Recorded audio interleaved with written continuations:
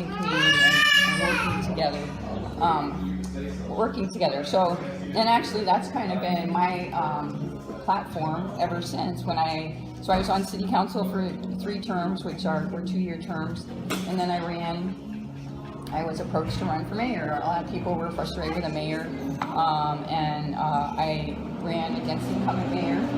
And my actually little trifold, a little black and white, was my campaign logo was working together, and that's really how. I mean, that's fundamental. It's a core value that I believe. I was raised in. My grandfather was in the military service, and so my mom traveled. She went to 13 different schools, and she taught me how to meet people and how to embrace communities of difference of opinion, different cultures, and I think it's a really, really important part of our world and how we move forward. So I was mayor in Saline. For those of you in Milan, some of you know, I know some people in Milan. I did a lot of work in leadership when I was mayor. I worked, to your point about infrastructure, I worked really hard on transportation infrastructure. I was chair of the Washington County Transportation Study Committee, which is the planning agency for the transportation system here in Washington County.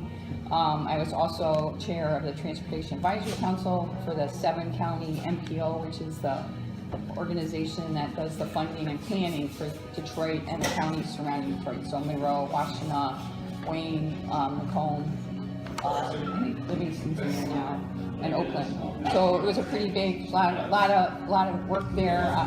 Policy position, I wasn't paid, it was just advisory, but basically there's a lot that goes into transportation planning, but also it's been an identified issue with funding infrastructure for a long time. So I did that work while I was mayor. I also was as a local elected official, was in leadership for representing all the municipalities around the state on different things. Like we had a school to learn how to be better elected officials. So to your point about transparency, one of the things that we do in local government that we don't do in the state government is a FOIA. I don't know if you've been following that at all, but there is a package of bills that have come out since the Flint. It's bipartisan, and hopefully we're going to get some more hearings, and that'll be moving forward. But I was very surprised to find that when I got to Lansing that, unlike in Saline where everything was FOIAble and everything, we always had all our budgets, online. We actually got awards for having one of the best websites and most access and user-friendly and all that, because I've always been about transparency. My job as a representative is to help people understand what's happening in their community, what's happening with their government, what's happening with infrastructure projects. We had, when I was recruited by the mayor of Saline to run, I passed my CPA and got my MBA when I lived in DC, and I started in Saline, and we had absolutely no money. And he didn't bother to tell me that when we first started. And I was just like, what? So I helped the treasurer at the time develop a 5-year plan for trending what your budget is, so that you can project your revenue for 5 years and your expenses for 5 years, so that you can see that you're going to have a shortfall next year, instead of just going, holy cow, we can't do anything, and we can't even buy a dump truck. I mean, it was really scary. So I did always have a balanced budget. We did a lot. We did some really great projects. We did citizen surveys. So I personally believe that I'm a servant of the people. And I mentioned that's what I was raised with in my family. And so I feel it's a great privilege and honor, and I really respect it. I mean, I think it's really important that we do the work of the people, and that we listen. So I come to a coffee to talk a little bit about me, and then really talk about particular questions that people might have. So just say really quick, I was 14 years as mayor, 7 terms, and then I was asked to look at running for state house. So it was not on my agenda. I had actually been accepted to the University of Michigan at the Ford School. I studied graduate school. I love public policy. I love helping people. I had the same thing. I'm 57. I went to visit my dad. It was probably like 2010, I think. And I don't know if you know, like around Thanksgiving, they always have advertisements about our kids, and there was a 60 Minutes about kids that were living in semis, and like 25% of our kids here in Michigan live in poverty. I know kids that, as mayor, we have, you know, a lot of kids that the way they get fed every day is by school.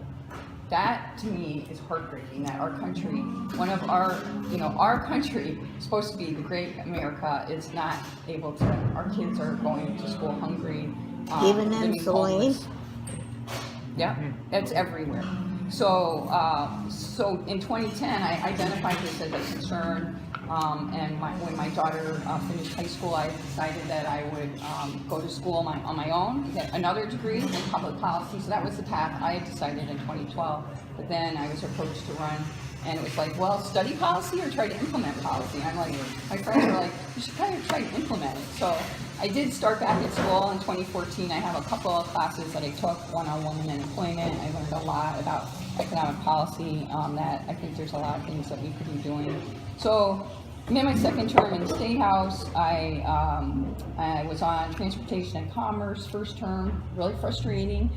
Didn't get to use any of my skill set that I had learned for, you know, 20 years I spent in transportation. I was actually appointed by Governor Granholm when we studied it under her, you know, transportation funding under her, because they didn't want to address the revenue side. So we studied it, efficiencies, best practices, all this stuff, and I represent all the cities around the state for that study committee, and was actually chair of the stakeholder group, so all the people that use the transportation system. So I worked with all the stakeholders, and we developed a report. And then this cycle, and then one of the things that,